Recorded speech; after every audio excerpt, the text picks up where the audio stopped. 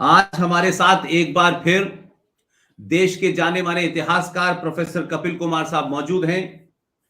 आज का दिन हिंदुस्तान के इतिहास में, तारीख में गोल्डन शब्दों से लिखा जाएगा, क्योंकि आज 23 जनवरी को भारत के उस सपूत, उस बहादुर फौजी का जन्मदिन है जिनका नाम नेताजी सुभाष चंद्र बोस है।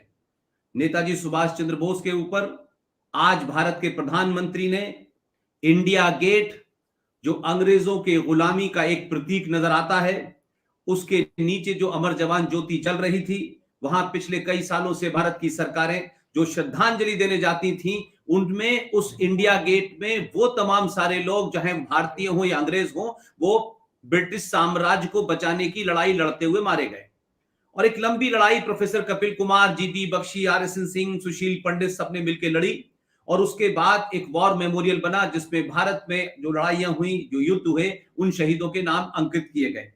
आज उस इंडिया गेट के सामने भारत के अंदर अंग्रेजी शासन का साम्राज्य शुरू करने वाला वो आदमी, जिसकी 1968 तक एक मूर्ति लगी हुई थी जॉर्ज फिफ्थ की, उस कैनोपी के अंदर वो मूर्ति एक लंबे समय से खाली थी। हम सब की ये मांग थी कि भारत को अगर अपने इतिहास से अवगत कराना है तो उस कैनोपी के अंदर नेताजी सुभाष चंद्र बोस की मूर्ति लगे। अभी 3 दिन पहले ही भारत के प्रधानमंत्री ने यह घोषणा की कि वो होलोग्राम मूर्ति वहां लगाएंगे और उसके बाद ग्रेनाइट की जो एक आदमकद मूर्ति होगी वहां स्थापित होगी। आज वो प्रोग्राम था। आज इंडिया गेट के ऊपर वो जो कैनोपी थी, वहां नेताजी सुभाष चंद्र बोस की मूर्ति स्थापित हो गई है। प्रोफेसर कपिल कुमार इन तमाम घटनाओं के वो साक्षी हैं, जो लड़ाई भी लड़ी, जो भीतर भी लड़ी और बाहर भी लड़ी और सड़क पे भी लड़ी। और आज हम सब लोग बहुत खुश हैं कि एक बहुत बड़ी मांग, जिससे भारत का पुरुषार्थ, भारत का इतिहास जागेगा, इतिहास सही दिशा में लिखा जाएगा। हम उनके ऊपर आज चर्चा करेंगे, लेकिन प्रोफेसर कपिल कुमार से मैं 2-3 मिनट इसलिए चाहता हूं कि हम जब ये चर्चा शुरू कर रहे हैं, उससे पहले नेताजी सुभाष चंद्र बोस की अपनी आवाज में एक ऐसी मशहूर स्पीच है, वो हम देश के लोगों को सुनाना चाहते हैं, और उसके बाद फिर हम चर्चा शुरू करेंगे। This is Subhash Chandra Bose speaking to Indians in East Asia. My countrymen in East Asia, while I am in Tokyo, I desire to address a few words to you, and I have no doubt that you will give them due consideration.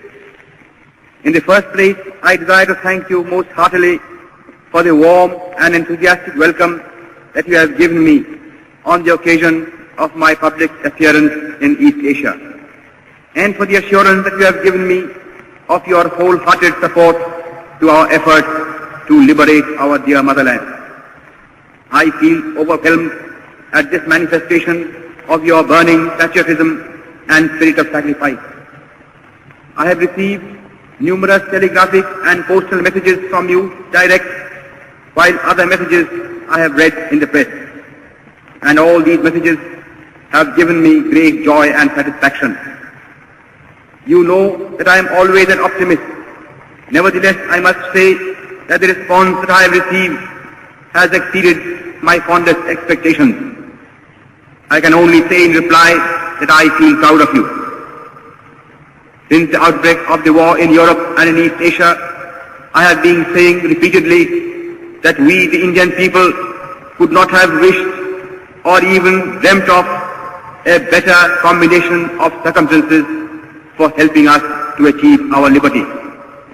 When the world forces are helping us in this way, our task has automatically become very much easier than what it would have been otherwise.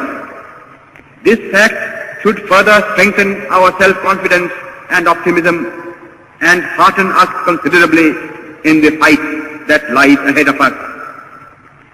I am overjoyed to see that you have already realized that the responsibility of winning freedom does not rest merely on the shoulders of our countrymen at home. It is but natural that they should bear the brunt of the burden, and they have been doing so already. But at the same time, every Indian, no matter where he may be living at the present time, has a duty towards his country, and he must contribute his due share towards the final victory. I am convinced that India cannot hope to be free until all Indians living abroad perform their duty in this momentous world crisis.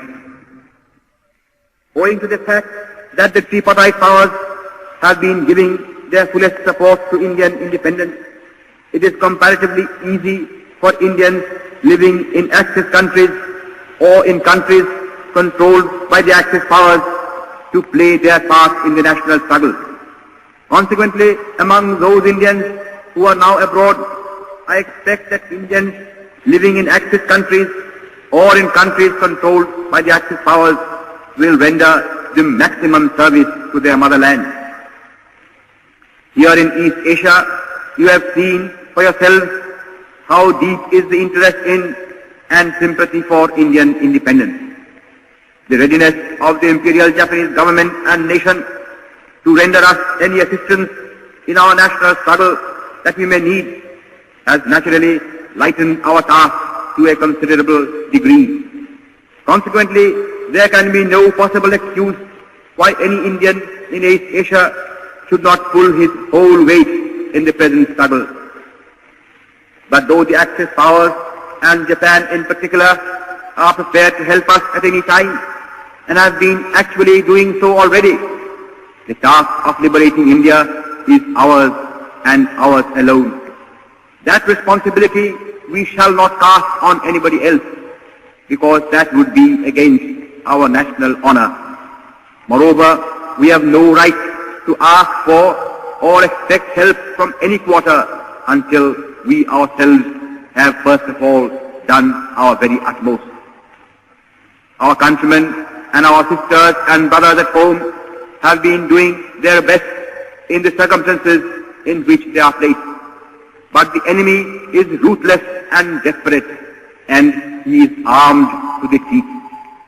Against such a brutal foe, no amount of civil disobedience or of sabotage or of revolutionary terrorism can be of any avail. If therefore we want to expel British power from India, we have to fight the enemy with his own weapons. Thank you sir. पहला सवाल professor Kapil Kumar से। कपिल कुमार साहब की किताब का जिक्र बार बार मैं इसलिए करता हूं कि प्रोफेसर कपिल कुमार उन दानिश्वरों में से हैं, उन हिस्टोरियंस में हैं जिन्होंने सत्ता में कौन बैठा है इसकी चिंता नहीं की और सच को लिखा। इसलिए आपकी एक नई किताब आने वाली है, नेताजी आजाद हिंद सरकार एंड फौज, रिमूविंग स्मोक स्क्रीन 1942 टू 1947। ये किताब आज आ गई है professor Kapil Kumar, we are so happy कि आपके पास है वो किताब, और मैं समझता हूं कि जल्दी इस देश के हर उस युवा के पास हो जो इस सब्जेक्ट से जुड़े हुए जो आपने तथ्य रखे हैं वो दुनिया को पता चले। मैं एक बार फिर आपको, कर्नल आर एस सिंह साहब को, मेजर जनरल जीडी बख्शी साहब को, सुशील पंडित को, प्रोफेसर पवन सिन्हा को, ललित अंबरदार को, इन तमाम लोगों ने जो इस मुहिम में शाना बशाना आपके साथ रहे और आज वो दिन आया। लेकिन मैं आज आपसे सिर्फ एक छोटा सा सवाल से शुरू ये करता हूं। एक लंबी लड़ाई डीक्लासिफिकेशन से शुरू हुई, फिर लाल किले में आपने उस म्यूजियम को पूरे तौर पे बनाया और बंगाल में जाकर के भी आपने उस म्यूजियम में योगदान दिया। डिस्पाइट के इस देश में जो परमानेंट ब्यूरोक्रेसी है, जो सुभाष चंद्र बोस की पहचान को आज भी बाहर लाने से डरती है या उससे कतराती है, इसलिए उस सब के बावजूद भी आप ये 2-3 काम करने में सफल हुए। आज आपको कितनी संतुष्टि है और नेक्स्ट एजेंडा आज के बाद से क्या है? क्योंकि मेरी थोड़ी देर पहले बात हुई मेजर जनरल जीडी बख्शी साहब से, वो भी कल 2 बजे हमारे साथ रहेंगे। उनका कहना है कि पुष्पेन, हमें बिना समय गंवाए हुए हमें आजाद हिंद फौज का वॉर मेमोरियल बनवाना है, INA का बनवाना है, लिहाजा ये उनकी मुहिम है।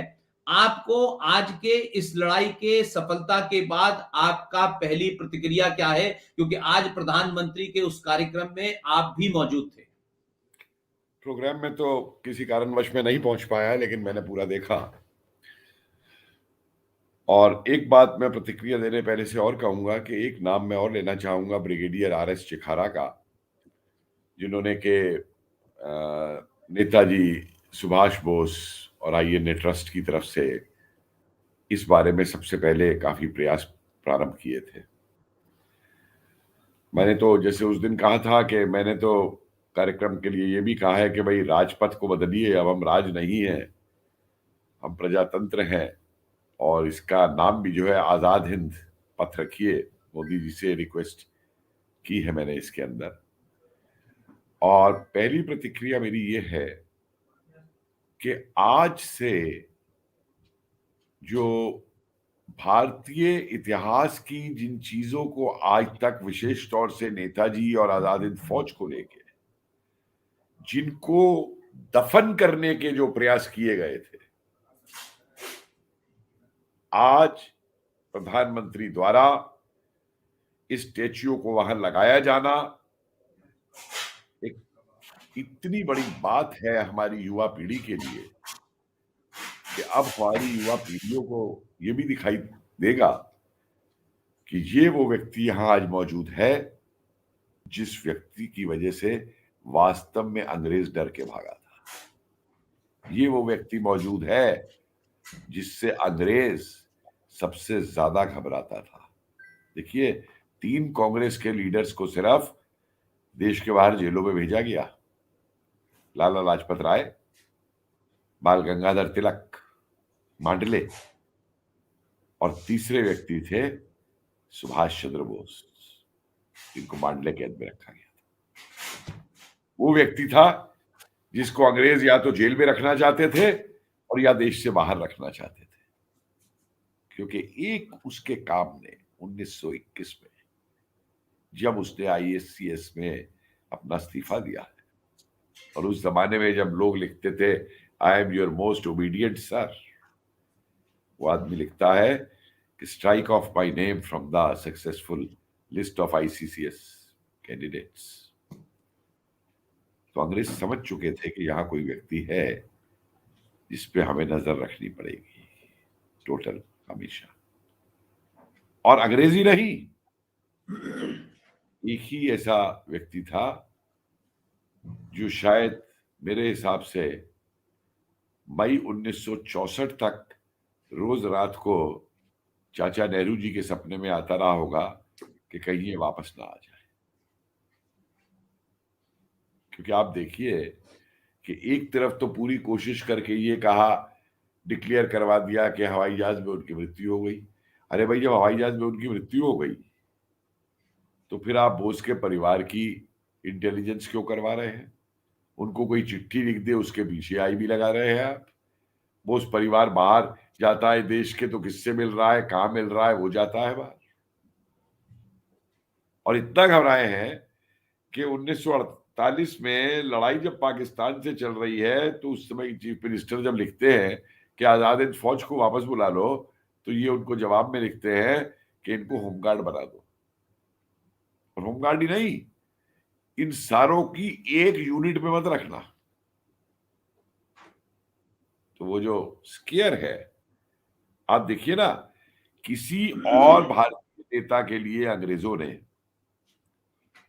अपने MI5 के खुफिया एजेंट्स को इस्तांबुल और कैरो में ये ऑर्डर नहीं दिए कि जब ये व्यक्ति इधर से गुजरे तो इसके कत्ल की प्लान बना के हमें भेजो, कैसे तुम इसको कत्ल करोगे।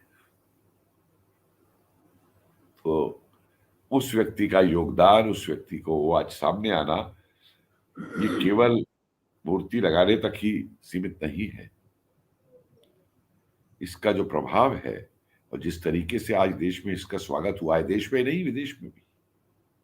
मेरी तो कई INA के परिवार के लोगों से बात हुई आज फोन पे, जो उनकी प्रतिक्रियाएं थी कि जिन्होंने कहा कि चीज बहुत पहले, और कांग्रेसी तो आपको मालूम है लड़ते रहे जब वहां से वो 68 में हटा दिया गया था वो जॉर्ज फिफ्थ की मूर्ति कि गांधी की लगाएंगे, वो कितने इंच की कितने फीट की लगेगी, उसी में झगड़ा होता रहा। 2 बार मूर्ति बन के आई, वो उसी में झगड़ा होता।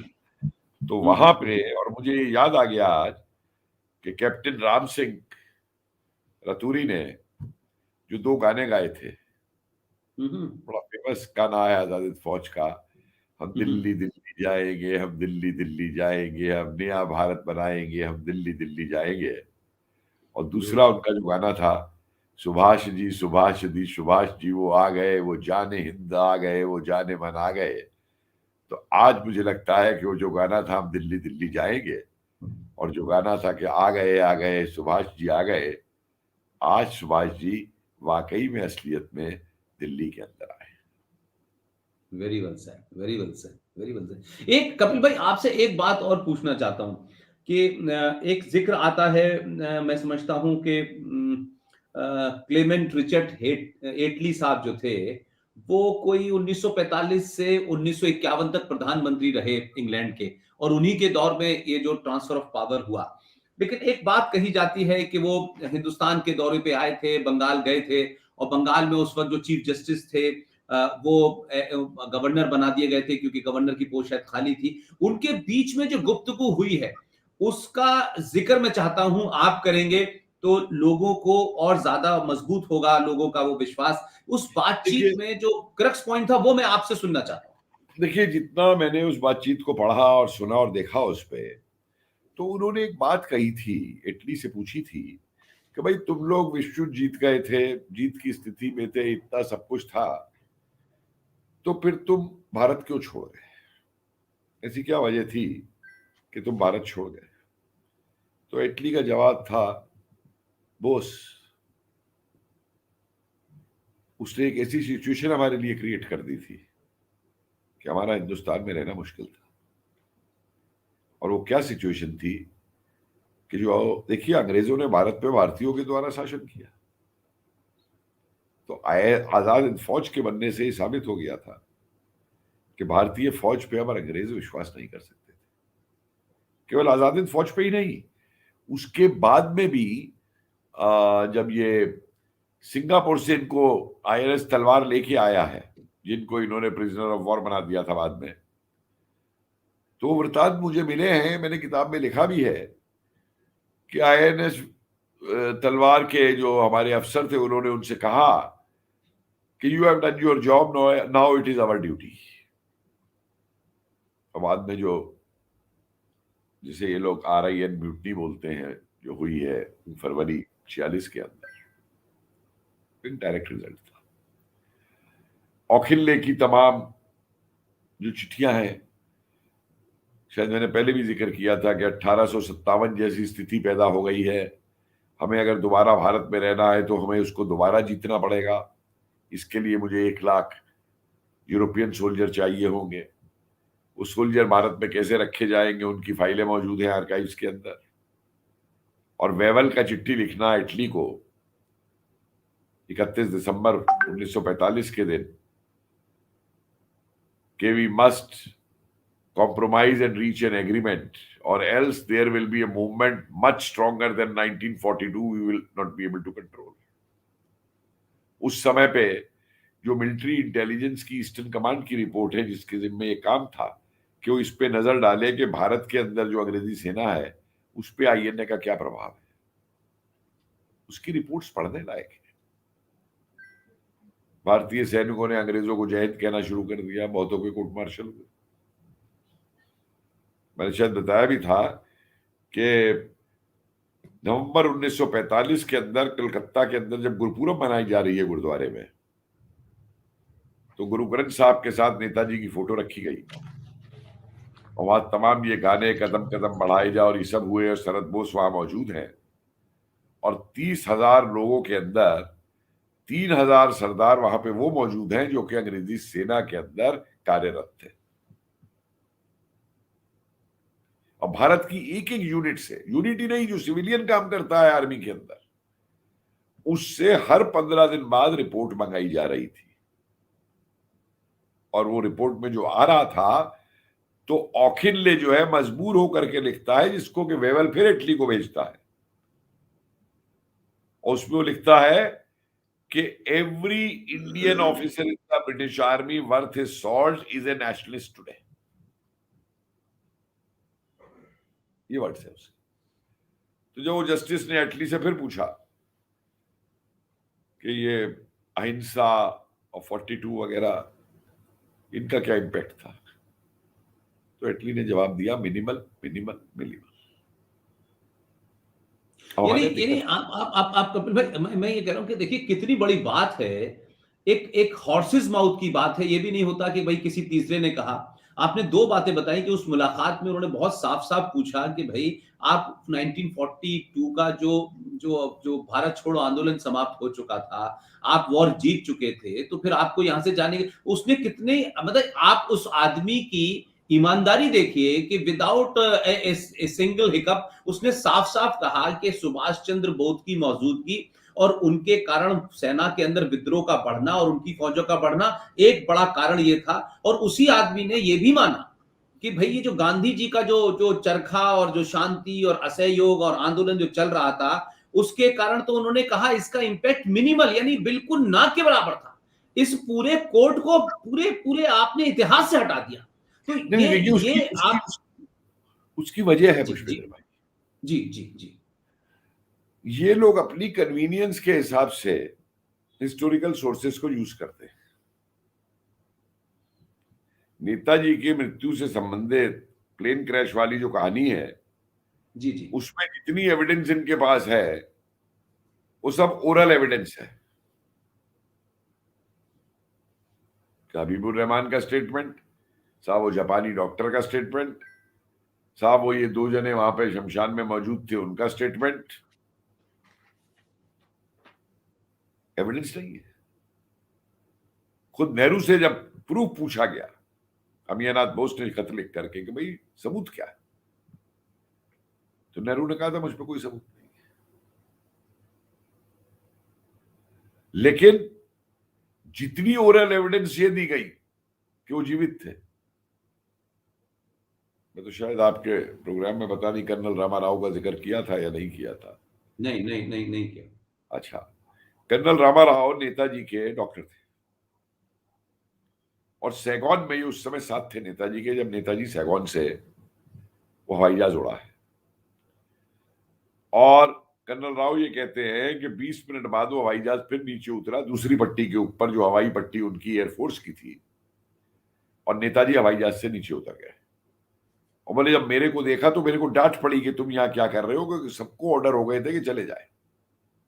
उसके बाद वो कहता है 4 दिन नेताजी वहां पे रहे, उनका ब्लड प्रेशर बहुत ज्यादा हाई था, मेरे पे कोई इंस्ट्रूमेंट भी नहीं था कि मैं उनके ब्लड प्रेशर को माप सकूं, और 4 दिन बाद वो सबमरीन से रशिया के लिए निकल गए।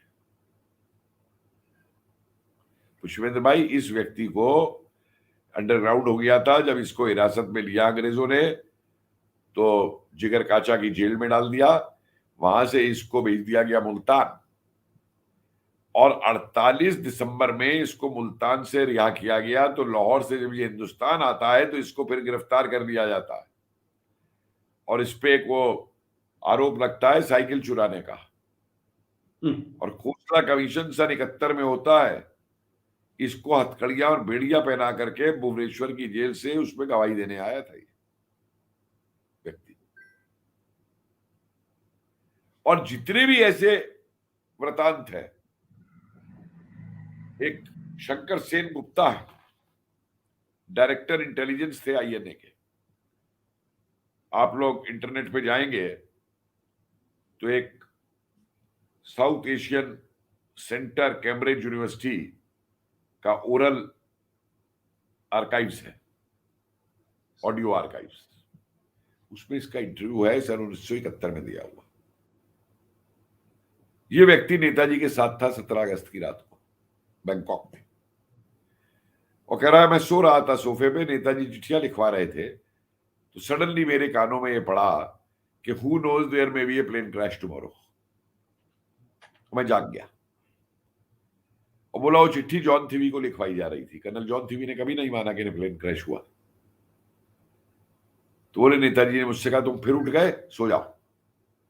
और अगले दिन सवेरे नेताजी ने मुझे एक चिट्ठी दी कि तुम वो हिकारी कीकन के दफ्तर से जाकर के पैसे ले लेना और अंडरग्राउंड हो जाओ,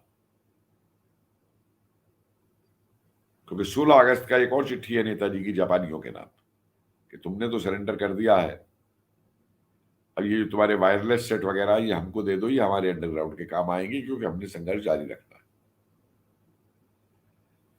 तो ये व्यक्ति शंकर सेन गुप्ता 24 अगस्त के दिन निकाकारी कीकन के दफ्तर में जाता है बैंकॉक में, और कहता है कि मुझको ये बताया गया कि नहीं पैसा तो अय्यर लेके चला गया है सारा। तो जब मैं उस दफ्तर में नीचे उतर रहा था तो उतरते हुए मैंने देखा कि एक काली सीडान गाड़ी आकर के रुकी दफ्तर के सामने, और उसमें से जो जापानी जनरल नीचे उतरा, बोला, मैं उसकी शक्ल देख के हैरान हो गया, क्योंकि उस व्यक्ति की तो मृत्यु जापान का रेडियो अनाउंस कर चुका था नेताजी की मृत्यु के साथ। और बोला, जब मैं नीचे आया तो वो मुझे देख के हैरान हो गया, क्योंकि हमने बर्मा के मोर्चों में कई जगह साथ काम किया था। और बोला, उसने मेरे कंधे पे हाथ रख के इतना कहा कि हिज एक्सीलेंसी इज सेफ।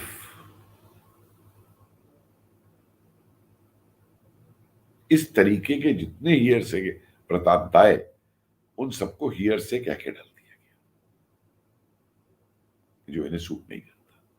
और आपको मालूम है, मुखर्जी कमीशन ने जब पूरी रिपोर्ट दे दी कि ये बकवास है सब एरोप्लेन क्रैश की थ्योरी और उसमें मृत्यु नहीं हुई, तो पार्लियामेंट के मेंबर्स को सर्कुलेट होने के बावजूद वो टेबल पे नहीं रखी गई। और उस समय के एक पार्लियामेंट्री अफेयर्स के मिनिस्टर थे मनमोहन सिंह जी के, पृथ्वीराज चौहान, उनकी चिट्ठी है एक एमपी को लिखी हुई कि हमने ये रिपोर्ट इसलिए रिजेक्ट कर दी है कि जो पहली दो कमीशन है, शाहनवाज कमीशन और वो क्या कहते हैं, खोसला, वो कहते हैं वो प्लेन क्रैश में मर गए थे, ये उनसे टैली नहीं करती है। ये कहता है कि प्लेन क्रैश में नहीं मरी, इसलिए हम इस रिपोर्ट को एक्सेप्ट नहीं करेंगे। मतलब इससे एब्सर्ड कोई आर्गुमेंट वो मनमोहन सिंह ने पास किया हुआ है, वो आंसर जाना। My goodness, see the level of the चिट्ठी मनमोहन सिंह के नाम के लिए बनाई थी, क्योंकि चिट्ठी मनमोहन सिंह को आई थी। Total bankruptcy, total bankruptcy. तो इससे बड़ी बैंकरप्सी जो है और क्या हो सकती है इसके अंदर? क्या आप हर ईयर, मैंने शायद कर्नल अबूबर रवान के स्टेटमेंट्स का जिक्र किया था पिछली बार, कि अंग्रेजों को कुछ स्टेटमेंट दिया और आजाद हिंद फौज के सैनिकों को कुछ स्टेटमेंट दिया के अंदर। तो और भाई एक बात मैं समझ नहीं पाता हूं, मुझे कोई यार बच्चा भी इस बात को, दो तीन बातों को जानेगा कि जिस जापान के ऊपर 2 एटम बम पड़ चुके हैं, जो जापान अंग्रेजों को सरेंडर कर चुका है, नेताजी वो जापान जाने को एग्री क्यों करेंगे? वो भी हवाई जहाज से, जबकि पूरा एयर कंट्रोल अब जापान के सरेंडर के बाद उनका हो चुका है, अमेरिकियों का, माउंटबेटन का। कि 2 बार नेताजी का जर्मनी से जापान आना इसलिए पोस्टपोन हुआ था, इटली में उन्होंने कहा था हवाई जहाज से चले जाओ, पर यह हुआ कि नहीं, हवाई जहाज से जाना रिस्की। तो कोई बच्चा भी इस चीज को सोच सकता है कि क्या बेवकूफी की बात कही जा रही है। और किसी इंटेलिजेंस एजेंसी ने, चाहे वो अमेरिकन हो, चाहे वो फ्रेंच हो, चाहे ब्रिटिश हो, उन्होंने कभी नहीं माना कि ये एयरप्लेन क्रैश में डेथ हुई है। तो हमारे यहाँ बड़े इंथुजियास्ट लोग हैं, आज भी डीएनए के टेस्ट कराने की मांग हो रही है। रनकौजी आश्रम वाले, 2 दिन पहले CNN इंडिया न्यूज, क्या है, न्यूज 18 पे हमारे हरदीप पुरी जी मंत्री जी बोले कि मैं जब IFS था और जवान जापान में पोस्टेड था, तो मैं रनकोजी टेम्पल पे जाकर के फूल चढ़ाया करता था। तो मैंने कहा, भाई हरदीप पुरी जी, पहले प्रूफ तो कर दो कि वो किसकी है। और मैंने कहा, आपने तो इतिहास जो है उन किताबों को पढ़ के पढ़ा है, IFS क्वालिफाई किया है। उस समय में विपिन चंद्रा साहब और इनकी किताबें आती थी, उसके बाद भी इतिहास में बहुत रिसर्च हो चुकी है, जरा उन किताबों को भी पढ़ के देख लीजिए। और मैं कहा, एक मंत्री हैं आप मोदी जी की गवर्नमेंट में, आप कम से कम जो प्रधानमंत्री इतने बढ़िया काम कर रहे हैं नेताजी को लेकर के, अपने इन स्टेटमेंट से उनकी दुर्गति मत करिए उन कामों की।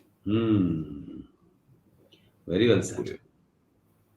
तो मुझे ये बताइए कि जब केंद्र का एक मंत्री भी अभी ये कह सकता है, तो आप समझ सकते हैं कि नेताजी को लेकर के, हालांकि वो इस बात की तारीफ कर रहे थे हरदीप पुरी के, स्टैच्यू लगाया जा रहा है, वो लगाया जा रहा है, लेकिन इतिहास गलत बता।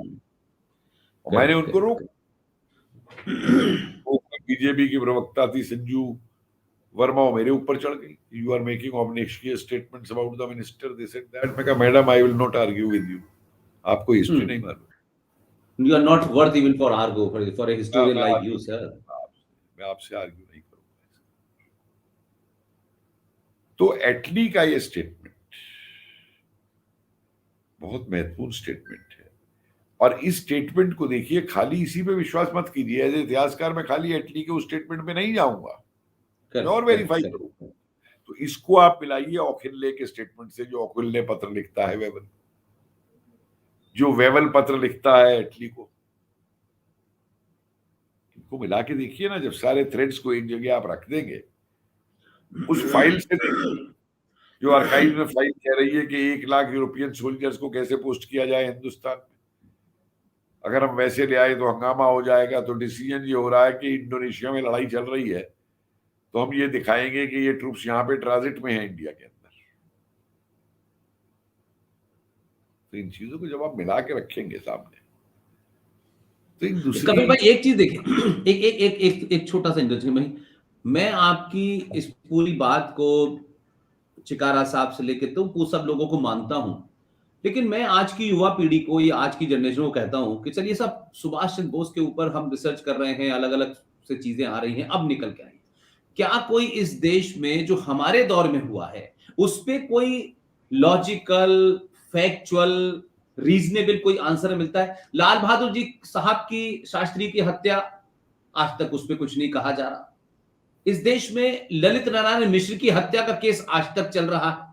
ये वो हत्याएं हैं जो सत्ता में बैठने वालों के चरित्र को सस्पिशियस बताती हैं, उनका हाथ बताती हैं। आप ये बताएं, इस देश में इंदिरा गांधी की हत्या हो गई, ये 2 लोगों को कर दिया, खत्म हो गई कहानी का। संजय गांधी कैसे प्लेन क्रैश हो गया नहीं पता, राजीव गांधी चले गए किसी को नहीं पता, राजेश पायलट की कार दुर्घटना में रेल जयपुर से जाते में मृत्यु हो जाती है, वो प्राइम मिनिस्टर का बड़ा स्ट्रॉन्ग कंटेंडर होता है, माधवराव सिंधिया का नया प्लेन क्रैश हो जाता है। तो इन हत्याओं का भी तो वही ब्लड तो वही है, खानदान तो वही है ना, इसमें बदलाव क्या है? तो हमारे दौर में इन हत्याओं का कोई जवाब नहीं दे रहा, तो सुभाष चंद्र बोस उस बेचारे के बारे में कौन बताएगा? देखिए, बड़ा इंटरेस्टिंग चीज आपको बताऊं, मैंने लेखी जी से खुद पूछा था कि किसी भी डेमोक्रेटिक कंट्री के अंदर जब मर्डर का ट्रायल होता है तो जो प्राइम विटनेस होता है उसको जो है प्रोसिक्यूशन विटनेस बना के लाया जाता है। इंदिरा गांधी के मर्डर के 2 गवाह थे, धवन उनके ठीक 6 फीट पीछे चल रहे थे और एक वो फिल्म प्रोड्यूसर था। यस यस यस, निकलते ही फिल्म बनानी शुरू कर दी थी। जी जी जी। उन दोनों को कभी भी स्टैंड पे नहीं लाया गया एज ए विटनेस। तो जिस देश में जिसके सामने मर्डर हो रहा हो उसको विटनेस स्टैंड पे न लाया जाए, और लेखी बताते हैं कि मैं थक गया पूछ पूछ के, कोशिश करके नहीं कर पाया। उसके बाद अगर आप राजीव गांधी की मृत्यु देखते हैं तो आपको याद होगा कि राजीव गांधी की मृत्यु के साथ साथ कुछ दिन बाद खबर आई थी एक 1 आइड जैक की पूरी टीम की सुसाइड कमिट करने की। तो उनको हमारी आईबी ने घेर लिया था और उसके बाद में पता नहीं 6-7 लोगों की टीम थी, वो सबने सुसाइड कमिट कर दिया। तो मतलब असलियत तो वहीं खत्म हो गई कॉन्स्पिरेसी की। ये नलनी वगैरह ये जो बाद में है ये तो अलग चीज है। और मेरे किसी सोर्स ने मुझे कई साल पहले एक बात कही थी, और इंटेलिजेंस में था वो, तो मैंने पूछा भाई, मैं कहा भाई मैं तो इंडियन इंटेलिजेंस को बड़ा स्ट्रॉन्ग मानता हूं, मैं ये कैसे मान लूं कि तुम लोगों ने उनको घेरा और उनको पता चल गया कि वो घिर गए हैं, उन्होंने सुसाइड कमिट कर लिया? उसका जवाब ये था, कपिल भाई ऊपर से कुछ ऐसी इंस्ट्रक्शंस थी कि इन पे जाहिर हो जाने दो कि ये गिर गए। जो इन्होंने, एक भी लोकल पॉलिटिशियन राजीव गांधी के इतना पास नहीं था। आप देखिए होड़ लगी रहती है। चाटुकारिता की तो कांग्रेस में मतलब लाइन है, उस पार्टी में ना कोई हो, ये मुमकिन ही नहीं है। एक भी पास नहीं था। और लाल बहादुर शास्त्री की हत्या की तो खैर बात ही कहानी अलग है पूरी की पूरी। उस कुक को, एम्बेसिडर जो कॉल था इनका रिश्तेदार, उसका जो कुक था उसको बाद में पाकिस्तान भगा दिया, उसकी हम पेंशन तक यहाँ से देते रहे। उनके डॉक्टर की भी मृत्यु हो गई एक्सीडेंट दिखा करके, पूरे परिवार की, एक बच्चा बचा। उनका जो खास उनका जो आदमी उनके साथ काम करता था, उसकी भी ट्रक एक्सीडेंट के अंदर मृत्यु हुई। भाई ये वो हिसाब है। मैं आपको एक छोटा उदाहरण देके इस टॉपिक को खत्म करता हूं कि वीरप्पन के पीछे जब पुलिस पड़ी हुई थी कर्नाटका और तमिलनाडु उधर, तो मैंने अपना एनालिसिस दिया था कि वीरप्पन कभी जिंदा नहीं पकड़ा जाएगा। तो किसी ने पूछा क्यों? मैं कहा वही, वो जिंदा पकड़ा गया तो सारे इनके कच्चे चिट्टे खुल जाएंगे जितने लोग वहां पे हैं, चाहे किसी भी पार्टी के हों। वही हुआ, वो एनकाउंटर दिखाया।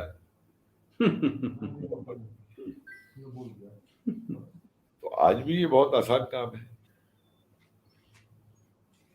कोई पता नहीं हमारे रिसर्च से और इससे कोई किसी दिन किसको कितना नुकसान समझ में आने लगे।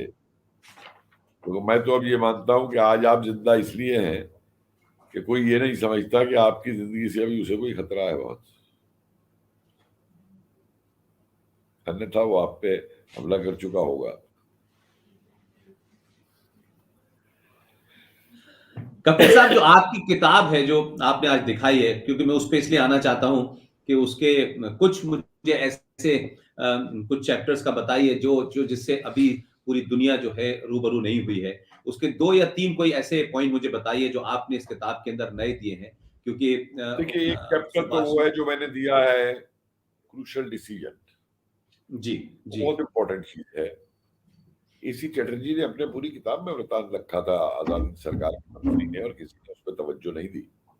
आपका थोड़ी सी आवाज लो हो जाती है बीच बीच में, जरा तो माइक ठीक है। किसी ने भी उस पर ध्यान नहीं दिया जी कि अराकान में अपनी फौज आगे बढ़ने से पहले जापानियों के साथ जो एग्रीमेंट नेताजी ने जापानियों के साथ किया था कि जिन एरियो को हम आजाद कराएंगे अंग्रेजों से, उनमें कहीं भी जापानी झंडा नहीं फहराया जाएगा, उनका प्रशासन जापानियों के हाथ में नहीं होगा, उनका प्रशासन आजाद हिंद दल के लोग करेंगे।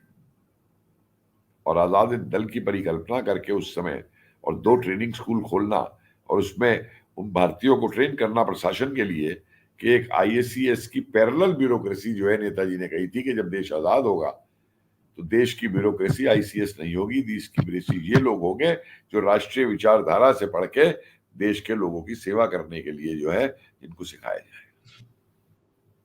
एक बहुत लंबी विजन है नेताजी की। दूसरा एस्पेक्ट मैंने एक बहुत महत्वपूर्ण जो उसमें डाला है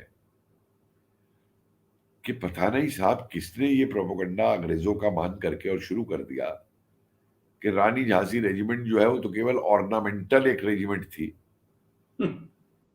और उसने कभी कोई लड़ाई नहीं लड़ी। 3 एविडेंसेस तो मुझे मिली। एक जगह का है कि 14 घंटे तक उन्होंने अंग्रेजी फोर्स से लड़ते हुए फायरिंग करके उस फोर्स को रोके रखा, जिससे हमारी फोर्सेस को टाइम मिल गया और हमारे फोर्सेस पीछे से आगे आ गए। दूसरी मिलती है कि एक जगह पैराट्रूपर्स के साथ 4 घंटे तक उनकी लड़ाई हुई। और तीसरी मिलती है जब रंगून से रिट्रीट कर रही हैं तो गुरिल्ला उन पे अटैक करते हैं, उसमें वो जवाब देती हैं फायरिंग में, और 2 रानियां उसमें मारी भी जाती है। 3 तो सीधी एविडेंसेस। और फिर कई एविडेंसेस हैं उनकी जासूसी की, एनिमी लाइंस के पीछे जाके जासूसी करना, इंफॉर्मेशन लाना, ये सब। तो पता नहीं क्यों ये वो तो लक्ष्मी सहगल क्यों नहीं इस मिथ को खत्म किया। लक्ष्मी सहगल को तो मालूम था कि ये हो रहा है, लेकिन वो मिथ बना दी गई है। उसको मैंने डील किया है।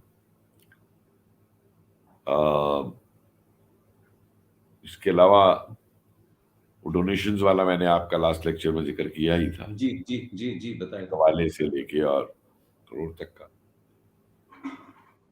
और इनकी मृत्यु वाला जो पहलू है उसको मैंने पूरा क्वेश्चन करके पूरा डिमोलिश किया है।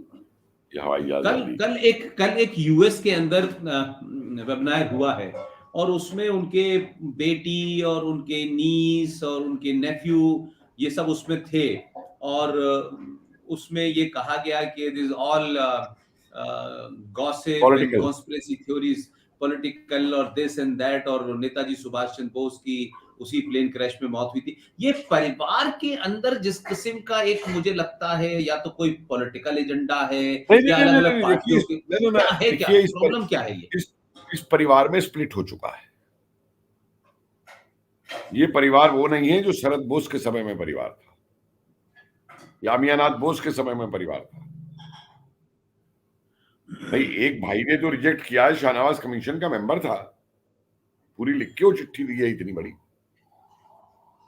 अमियानाथ बोस लंदन से डाल रहे हैं कि मैंने ट्रांसमीटर के ऊपर ये कहते सुना है कि I am Bose speaking, I want to talk, 1949 में। ये जो तमाशा बनाया गया, और इस तमाशे के पीछे मुझे कहने में कोई संकोच नहीं है, मैं आपको इसकी कहानी बता दूं सर। आज इस फैमिली के ट्रस्ट को कौन कंट्रोल कर रहा है? सौगातो बोस। और सौगातो बोस की पत्नी कौन है? कल्याणी जी। और कल्याणी जी किसकी बेटी है? नीरज चौधरी की। और नीरज चौधरी शरद बाबू के स्टेनो थे, और नेताजी ने शिशिर से शिकायत की थी कि मुझे डर है कि ये एजेंट है अंग्रेजों का, और शरद बाबू ने नीरज चौधरी को वरांडे में बाहर बिठा दिया था टाइप करने के लिए।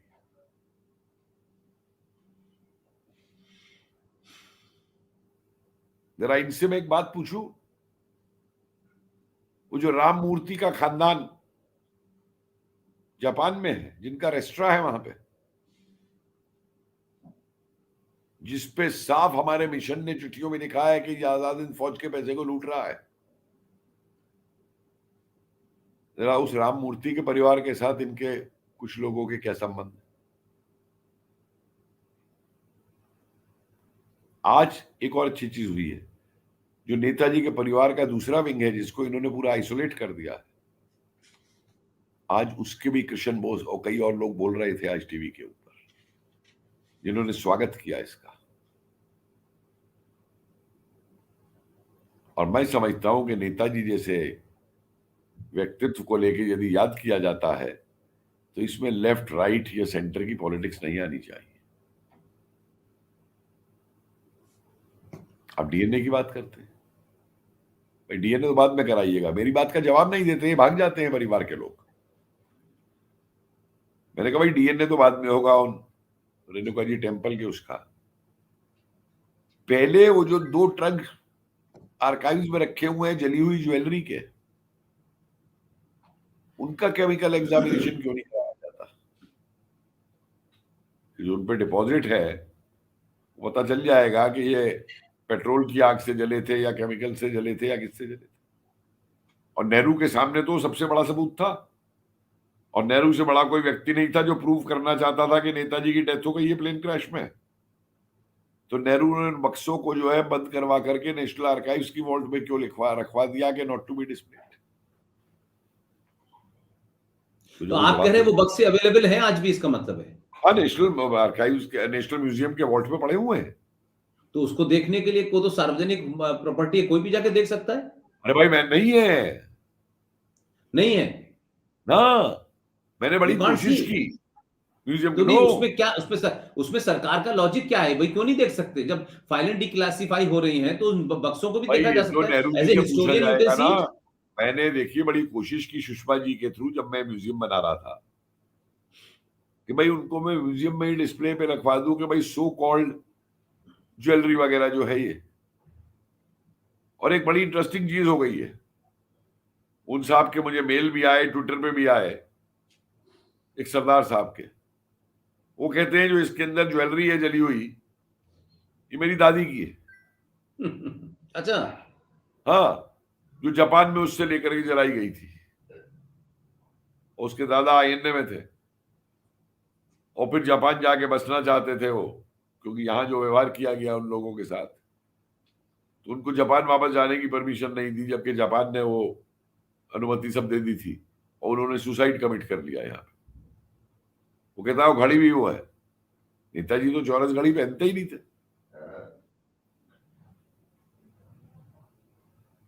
और सबसे बड़ी परिवार की मैं आपको एक बात बताता हूं कि मैंने जब फेसबुक पे वो डाली नेताजी की चिट्ठी, जो काबुल से चलते हुए नेताजी ने लिखी थी भारत में अपने साथियों को भेजने के लिए, तो बड़ी जबरदस्त प्लान है, वो पढ़ने लायक है। मैंने किताब में अनेक्शर में डाला है उसको। तो एक पॉइंट उसमें नेताजी ये भी कहते हैं कि जो अंग्रेज नई सेना बना रहे हैं, भर्ती कर रहे हैं भारत के अंदर, हमें अपने विश्वास पात्रों को उसमें भर्ती कराना चाहिए, जिससे कि मौका आने पे वो हमारी तरफ आ जाए। आईएनए क्या थी भैया? तो प्रवासी भारतीय आइए।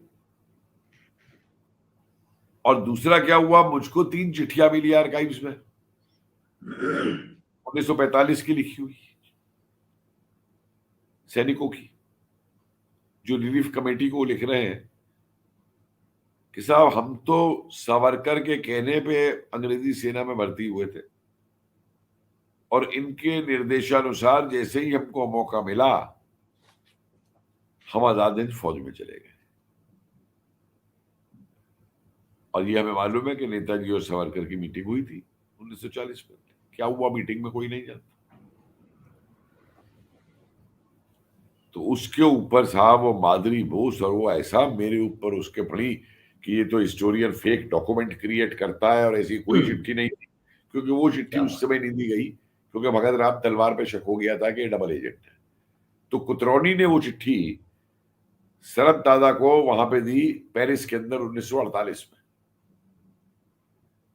और माधुरी बोस ये तक बोली कि साहब मैं बच्ची थी वहां पे, मैं साथ गई थी, कोई चिट्ठी नहीं दी कुतरौनी ने। तो अगले दिन मैंने फेसबुक के ऊपर सौगत और शिशिर, शरद और शिशिर की एडिटेड किताब में ही वो जो चिट्ठी उन्होंने छापी हुई है वो वैसी की वैसी मैंने निकाल करके जो है फेसबुक पे डाल दी। उसके बाद ये शांत हो गया। अभी भी कोई ट्वीट आता है, कल परसों चंद्र किए थे या कौन कि साहब वो नेताजी कम्युनिज्म के खिलाफ थे, तो देश से कम्युनिज्म के खिलाफ लड़ना है। तो मैंने पूछा, दादा कम्युनिज्म के खिलाफ कौन नहीं लड़ रहा? स्थिति आज वो नहीं है जो स्थिति 47 में थी या 40 में थी। मेरे मैं बताइए उस समय आती थे? जी जी जी, उस समय गजवा हिंद था, उस समय नहीं लश्कर तोयबा थी, जैश ए मोहम्मद था। वही टेररिज्म में वही कहने जा रहा था कि टेररिज्म था। तब मुस्लिम लीग थी और आज एआईएम है, आज भी तो वही। कम्युनिज्म को वो कर रहे हैं आप, लेकिन मुझे ये बताइए कि नेताजी ने पाकिस्तान की आइडियोलॉजी में कब एग्री किया? एम श्रीनिवासन जो पब्लिसिटी इंचार्ज था, उसकी जो किताब है रोड टू दिल्ली, उसमें वो उसने रिजाइन कर दिया अपनी पोस्ट से। उसने कहा कि नेताजी का मुझको ऑर्डर आया कि मैं ये ब्रॉडकास्ट करूं गांधी को क्रिटिसाइज करते हुए कि गांधी जिन्ना से मिलने जा रहे हैं और गांधी को जिन्ना से मिलने नहीं जाना चाहिए। तो बोलता है मैंने नेताजी को कहा कि मैं आपके इसके ब्रॉडकास्ट के पक्ष में नहीं हूं, क्या आप हर हिंदुस्तान के नेता से लड़ाई थोड़ा ले लेंगे? तो बोले नेताजी ने मुझे ट्रांसफर कर दिया वहां से और ब्रॉडकास्ट हुई। तो बोले आज मैं रियलाइज करता हूं कि नेताजी कितना सही थे और मैं कितना गलत था। जितना छोड़िए, जब प्रेसिडेंसी जेल में आखिरी बार बंद है नेताजी, तो उनकी ने जो लेफ्टिनेंट गवर्नर को चिट्ठियां लिखी है वो तीनों चारों चिट्ठियां पढ़ दे कोई। इसमें साहब वो कह रहे हैं कि सरकार कॉम्युनल है, वो ढाका के मौलवी ने ये किया, उसको छोड़ दिया इन्होंने और हमको बंद कर रही है। ये बहुत सी भ्रांतियां और बहुत सी इस तरीके की चीजें जो है वो फैलाई। कपिल भाई लेकिन एक बात तो है, देखिए ये टॉपिक डिफिकल्ट इसलिए था, और ये जो सुभाष चंद्र बोस का जो पूरा पॉलिटिकल कैरियर है उसकी वजह ये भी थी कि उस वक्त जो लीडर थे आप भी जानते हैं वो बौने हैं, और आज उनके बौनों के बौने जो हैं वो आलू से जो है सोना बना रहे हैं। तो आप ये मान के चलिए कि वो बौनापन तो आज भी नजर आता है। ठीक है, चाटुकारिता के चलते लोगों ने, साइकोफेंसी के चलते कुछ लोगों को बड़ा विद्वान, बड़ा स्टेटमेंट और विजनरी कर दिया। लेकिन मुझे खुशी इस बात की है कि देखिए, इस दौर में अगर आप न होते, जीडी न होते, आरएसएन न होते, चिकारा साहब न होते, ये 10-15 लोगों को माइनस कर दीजिए, तो ये जो माहौल बना पूरे देश में, उसकी वजह से सरकारों को भी लगा कि दिस इज द टाइम कि अब हम इससे पीछे नहीं हट सकते हैं, और एक सरकार आई और वो सरकार ने किया। इस वजह से आज की जनरेशन में, कम से कम आज की जनरेशन इस सच को इतने पास से देख पा रही है। और इस सोशल मीडिया के दौर में जहां इंफॉर्मेशन जो है कंट्रोल नहीं है, सरकारी कंट्रोल नहीं है, उसमें देखिए कि कितना बड़ा मूवमेंट पूरे देश में खड़ा हो गया। और वही सरदार पटेल के साथ हुआ, वही सावरकर के साथ हुआ, ऐसी तमाम उन फोर्सेस को हमेशा एकदम साइडलाइन किया गया। विद इन कांग्रेस पार्टी भी, जिसको आप गरम दल कहते हैं, चाहे वो तिलक हुए, इन सब लोगों को साइडलाइन कर दिया गया और इनको विद इन कांग्रेस में कम्युनल करार कर दिया गया। लेकिन कांग्रेस में जितने मुसलमान थे, इंक्लूडिंग दिस मैन जो जाहिल आदमी था, हिंदुस्तान का पहला शिक्षा मंत्री, ये तमाम लोग अपना गेम खेलते रहे, ये लगातार खेलते रहे। ये जो अंसारी अभी अभी अभी ये जो भारत का उपराष्ट्रपति था, इसके खानदान, इस तमाम सारे लोगों ने, यानी ऐसे ऐसे लोग थे। एक अंसारी तो ऐसे हैं इसमें कि वो कांग्रेस के भी अध्यक्ष रहे हैं और मुस्लिम लीग के भी अध्यक्ष रहे हैं, और उन पर टिकट भी जारी हुआ है। तो मैं ये कह रहा हूं कि आप ये कम क्यों से कम भूल जाते हैं, ये क्यों भूल जाते हैं कि कितने वर्षों तक कांग्रेस के एनुअल सेशन में गॉड सेव द किंग की धुन बजाई जाती थी। जी जी जी जी जी। आप ये क्यों भूल जाते हैं कि सुभाष चंद्र बोस अकेले ऐसे व्यक्ति हैं जो कांग्रेस में चुनाव जीत करके प्रेसिडेंट बने। और ये भी मत भूलिए जी।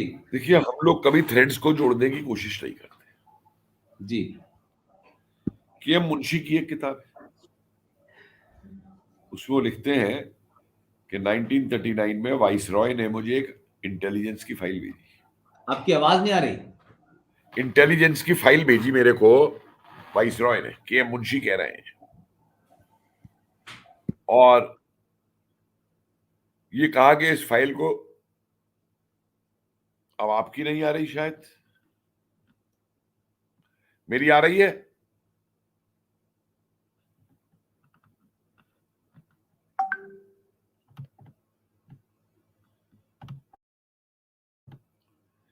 आ रही है आवाज मेरी? अब आपकी भी नहीं आ रही, पूरी आवाज चली गई है।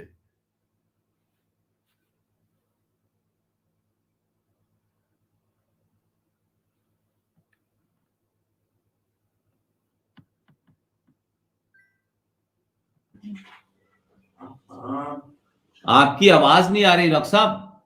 अब आ रही है आपको मेरी? कर सकते हैं। ऐसा तो नहीं है कि अब नहीं आ रही,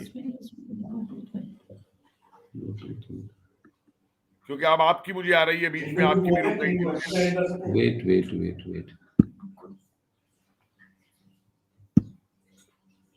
हेलो जी, हेलो, हो सकता है ब्लूटूथ। अब आई है। आ रही है, आ रही है। अब आई हो सकता है ब्लूटूथ हटा दो, इससे नहीं। जी जी, आ रही है आपके पास। जी, तो मैं ये बता रहा था कि के एम मुंशी जी ने अपनी किताब में लिखा, बड़ी ताव में, जी जी, कि साहब मुझको वाइसरॉय ने मेरे गांधी जी से संबंध जानते हुए एक इंटेलिजेंस की फाइल भेजी, जी और ये जी कहा जी गया कि ये फाइल जो है गांधी जी को दिखा दो। जी सर। और उस फाइल में ये लिखा हुआ था कि नेताजी जर्मनी से सांठगांठ करने की कोशिश कर रहे हैं। और वो फाइल मैंने गांधी जी को दिखाई और गांधी जी बड़ा हैरान हुए, और उसके बाद में वो फाइल मैंने वाइसरॉय को लौटा दी। जी जी जी। तो हमारे सामने स्पष्ट, और राजमोहन गांधी ने इस बात को फिर अपनी किताब में एक्सेप्ट किया। तो हमारे सामने क्लियर हो गया कि भैया जो त्रिपुरी में डिसीजन था, जिसे गांधी जी ने पर्सनल डिफीट कहा और पट्टा में लड़ाया, वो अंग्रेजों के कहने पे किया। इस आदमी को रोको। और ऐसे एक दिन में आपको वायदा करता हूं, और आप सब लोगों की गुड विशेस मेरे साथ हैं, कि थोड़ा सा रुक जाइए, कुछ रिसर्च में ऐसे ऐसे डॉक्यूमेंट्स निकल करके आएंगे। मुझको एक बात बताइए, आज माउंट बेटन की डायरी पब्लिश ना हो, उसके लिए अंग्रेजी सरकार मुकदमा लड़ रही है इंग्लैंड के अंदर। क्यों? नेहरू जी के सेलेक्टेड वर्क्स निकाले गए, कलेक्टेड वर्क्स नहीं निकाले गए। Very well sir. तो कितनी चिट्ठियां और कितने डॉक्यूमेंट्स अभी दबे पड़े हैं, ये भी सोचने का विषय। That's right. वो सारे कागजात कहाँ गए जो आईएनए के लोगों ने इन लोगों को अलग करके दिए थे आईएनए के?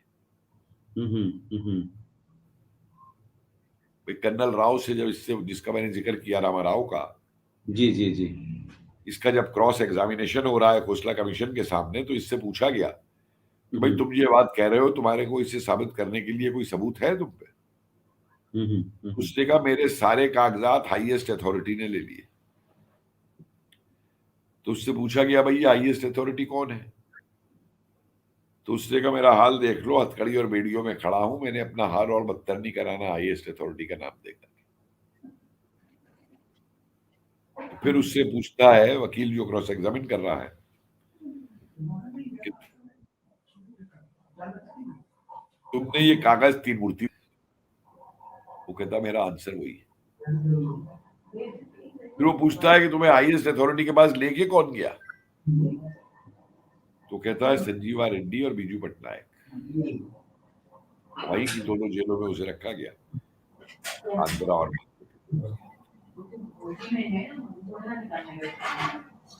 तो ये एक बहुत, मतलब जो आप हर हियरसे को एक्सेप्ट कर ले और दूसरे हियरसे को आप छोड़ दे, तो ये तो नहीं चले। करेक्ट। और खुशी यही है कि मेहनत मांगती है रिसर्च, बहुत पेशेंस चाहिए करने में। और मैं तो आपका धन्यवाद दूंगा, आपके उस दिन टेलीकास्ट के बाद में मुझे कई लोगों के मेल भी आए, पत्र भी आए, कहा कि हम सहयोग करेंगे, जिस तरीके का भी सहयोग आप चाहते हैं। तो उसके अंदर जो है, मैं समझता हूं कागज इतनी आसानी से नहीं मरेंगे। अभी तो कहीं आईबी, देखिए दिक्कत क्या है कि हम इंग्लैंड से तब कहे भाई तुम अपनी फाइल निकालो, या रूस से तब कहे जब अपनी फाइल हम खुद डिक्लासिफाई करें। अपनी तो घर की तो पहले फाइल ठीक करें, समझे। और मैं इस नतीजे पे पहुंचा हूं कि शायद आईबी वगैरह या कुछ एजेंसीज ऐसी हैं जो कुछ चीजों के अंदर प्राइम मिनिस्टर से भी ऊपर एक्ट करती है। ये मेरा अपना अंदाजा है। और उसका एक उदाहरण भी आता चंद्रबोस नहीं मुझे, कोई फाइल थी डीसी की नीरज चौधरी को लेकर के, अभी आप बोस देखना चाहते थे और इंदिरा गांधी से उन्होंने कहा कि भाई ये फाइल दिखवा दो मुझे जी। तो कोई बात नहीं, आइए आप चाय पे आइए, दिखवा दूंगी। और डायरेक्टर इंटेलिजेंस आए, लेकिन वो फाइल नहीं लेके आए। उनसे पूछा गया कि फाइल दिखा नहीं सकते, अगर ये फाइल बाहर चली गई तो नीरज चौधरी कहीं का नहीं रहेगा। तो इसलिए कई बार जो लोग ब्लेम देते हैं कि भाई मोदी जी ये कर रहे हैं, वो कर रहे हैं, वो फाइल क्यों नहीं डिक्लासिफाई करते,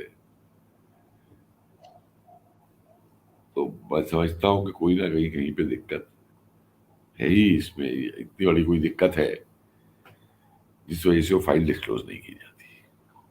लेकिन हम ये माने कि हम एक आम आदमी और एक आम नागरिक की तरह सोचते हैं, तो हम शायद अभी तक ये नहीं समझ पाते हैं कि इस देश के अंदर वो ताकतें, इस देश के बाहर वो ताकतें, और उनके तार, उनके रिसोर्सेज इतने मजबूत हैं कि सरकार में आ जाना और सरकार में बैठ जाना ही सब कुछ नहीं होता है।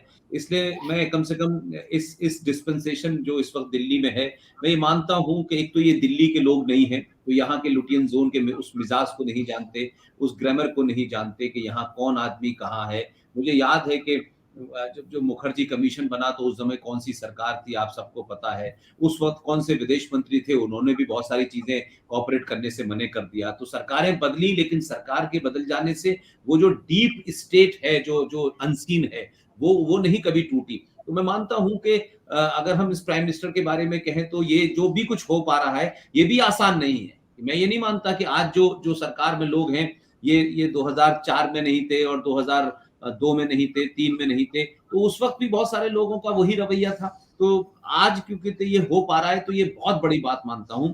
इन तमाम सारी चीजों की, जैसे आप जैसे लोग जब ये कहते हैं कि देखिए साहब वो आज कितनी चीजें ऐसी हैं जो नहीं बाहर आ सकती हैं, तो उसके पीछे क्या चीजें होंगी जो आम आदमी नहीं समझ पाता। लेकिन मैं आपसे ये कहते हुए चाहता हूं कि एक हमने जिसे कह सकते हैं कि एक मोर्चे पे अभी जीत हुई है। अभी पूरे तौर से युद्ध नहीं जीता गया है, लेकिन इस दौर को हमने आपके माध्यम से और चिकारा साहब के माध्यम से, जीटी, शुभम शर्मा, सुशील पांडे, तो इन सब के माध्यम से ये लड़ाई अलग अलग जगह लड़ी, अलग अलग तरीके से करके हम यहाँ तक पहुंचे हैं। मैं तो सिर्फ ये कहूंगा जो मेरी समझ आती है कि गुजरात में जब आपने देश की और दुनिया की सबसे ऊंची मूर्ति लगाई तो उसका नाम दिया आपने स्टैच्यू ऑफ यूनिटी, और उसके बाद में एक लोगों में एक अजीब किस्म का जिसे कह सकते हैं कि गैल्वनाइजेशन हुआ। लेकिन मैं ये मानता हूं कि ये जो इंडिया गेट के सामने जो वॉर मेमोरियल के पास ये जो लगी है, इस मूर्ति का नाम अगर मुझसे आप पूछें, जो मेरी ख्वाहिश है, मैं कहता हूं कि इसे स्टैच्यू ऑफ डिग्निटी कहना चाहिए, क्योंकि ये हिंदुस्तान के आने वाली नस्लों में एक सेंस ऑफ डिग्निटी देती है, सेंस ऑफ प्राइड देती है, सेंस ऑफ कॉन्फिडेंस देती है। और ये चरखा चला करके भीख में मांगी हुई आजादी नहीं लगती, ये लगता है कि उसने अपने पुरुषार्थ से देश के अंदर जो गद्दार थे, जो दलाल थे, जो चाटुकार थे, उससे जाकर के बाहर एक पूरी चीज खड़ी की। और चाहे आज 70 साल के बाद ही सही, कम से कम वो तथ्य और वो सत्य बाहर आ रहे हैं। लिहाजा इस नेताजी सुभाष चंद्र बोस की मूर्ति जो इंडिया गेट के सामने कैनोपी में लगी है, मैं मानता हूं कि शायद हम सब लोग ये मानते हैं कि हमें अपनी बात ईमानदारी से कहनी चाहिए, सरकारें सुनती हैं, और यही वजह कि लगातार चाहे वो 26 दिसंबर वाला मामला हो, तो इस जगह को स्टैच्यू ऑफ डिग्निटी के नाम से जाना जाए। तो मैं समझता हूं कि ये सुभाष चंद्र बोस को एक और ऐसी श्रद्धांजलि होगी जो लोग और नए युवा, आज की युवा पीढ़ी जिसके पास शायद भी बहुत कुछ गर्व करने के लिए, प्राइड के लिए नहीं है, ये हीरोज उनके अंदर एक जोश भरेंगे। आपने अपना समय दिया और बहुत कुछ है, क्योंकि आपसे तो सिलसिला बातों का खत्म नहीं हो सकता, क्योंकि आपके पास तो पिछले 10-15 साल से जो रिसर्च है उसमें से आप एक चैप्टर भी करें तो 1 घंटा लगता है। और जो बात आपने मुझे बता रखी है, मैं फिर जितने तमाम लोग इस बातचीत को सुन रहे हो, मेरी उन सब से ये दरखास्त है, तारीफ करने का वक्त निकल गया, शाबाशी देने का वक्त निकल गया। अब जमीन पे उतर कर जो योद्धा वो इतिहास में काम कर रहे हैं, कुछ लेक्चर दे रहे हैं, कुछ रिसर्च कर रहे हैं, तमाम सारे लोगों की आप अपने सामर्थ्य और अपनी हैसियत के हिसाब से जो भी मदद कर सकते हैं, ये जरूरी नहीं है मदद सिर्फ आर्थिक ही होती है, अलग कोई हो सकता है कि 2 अच्छे रिसर्च स्कॉलर वॉलंटियर हो जाएं और प्रोफेसर कपिल कुमार के लिए वो काम करें। तो ये जब तक नहीं होगा, क्योंकि कोई भी लड़ाई सिर्फ इमोशन से और जज्बातों से नहीं लड़ी जाती, उसमें पैसे का भी अपनी एक महत्वपूर्ण भूमिका होती है, उसका भी अपना रोल होता है। तो हम आज ये प्रण लें कि ऐसे तमाम योद्धा जो लड़ रहे हैं, जो जहां है, जिस भी हैसियत में है, उससे प्रेरणा ले। सुभाष चंद्र बोस के दरमियान जो 2-3 किस्से मुझे प्रोफेसर कपिल कुमार ने सुनाए, कि कैसे एक ग्वाला था और वो अपनी गाय चराता था, और फिर वो सुभाष चंद्र बोस जी के पास आया और उसने कहा आज से मेरा दूध जो इन गायों का है वो आपकी फौज के लिए होगा। कैसे एक बूढ़ी माँ जो थी वो वहां आई, और जब सुभाष चंद्र बोस को सोने में तोला जा रहा था तो वो अपने घर गई और अपना बेटा जिसका जो मर चुका था, जिसकी डेथ हो चुकी थी, उसका फ्रेम सोने का था, उसने उस फ्रेम को तोड़ा और सुभाष चंद्र बोस को दिया। तो ये वो किस्से हैं जिससे लगता है कि आज सुभाष चंद्र बोस उस दौर में इतना काम कर पाए, उनको भी पैसे की जरूरत थी, उन्होंने भी तमाम चीजें खड़ी की, और आज भी वो योद्धा हैं, सिर्फ उनको पहचानने की जरूरत है। कपिल भाई, आपका बहुत बहुत शुक्रिया, और जबरदस्त आपने दोनों सेशन जो थे बहुत अच्छे गए और लोगों ने बड़ी तारीफ भी की। और मैं फिर आज तमाम लोग जो सुन रहे हैं, कल दिन में 2 बजे मेजर जनरल जीडी बख्शी साहब बात करना चाहते हैं हमसे, और शाम के 6 बजे अनुजधर साहब, जिन्होंने ये किताब लिखी है, उस किताब का नाम है नेताजी गुमनामी बाबा का सच और सरकारी झूठ। कल इस पे 6 बजे अनुजधर साहब मेरे साथ होंगे। या और हिंदी दिन में के आ गई दो है, हिंदी में आ गई है। जीडी बख्शी साहब होंगे। मैं समझता हूं कि और नए तथ्य और नई चीजें आएंगी। प्रोफेसर कपिल कुमार साहब, आपका बहुत बहुत धन्यवाद। Thank you very much. जय हिंद। जय हिंद।